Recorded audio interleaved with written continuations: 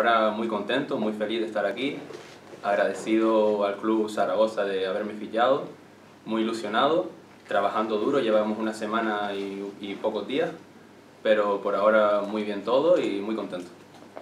Sí, es muy difícil, la verdad que mi carrera deportiva por ahora ha sido complicada porque desde la base del Gran Canaria conseguí llegar al primer equipo, luego tuve una lesión y tuve que empezar otra vez por un Le Plata, pasar por 2 años en Le Boro y ahora me está dando la oportunidad Zaragoza de jugar otra vez en la Liga Endesa.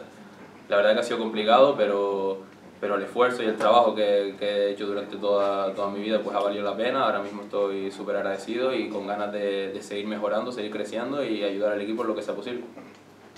Pues nos está transmitiendo toda su táctica, que es bastante. Tenemos que estar muy concentrados en cada entrenamiento porque son muchos conceptos. Nos está transmitiendo que tengamos una defensa muy dura y que por ahora hagamos equipo y estemos tranquilos. Sí, yo soy un jugador muy defensivo, que intenta meter intensidad, energía al equipo, y en ataque que intenta correr, intenta jugar rápido y organizar en la medida que sea posible. Primero está Bo Macali, que no ha llegado, pero es un jugadorazo, lo he admirado siempre que desde pequeño lo he visto, me ha parecido un crack. La verdad que tengo muchas ganas de que venga y aprender de él. Y Carlos Alocén, pues todavía es un jugador muy joven, pero está jugando como un veterano más. La verdad que es muy inteligente en el juego, sabe lo que hace y tiene muchas ganas de mejorar como todos. No será fácil, o sea, la competencia no será fácil, pero bueno, eso por fin ya se encargará de distribuir los minutos como él vea considerado. Cada uno hará su trabajo, lo hará duro y ya veremos cómo se distribuirán los minutos.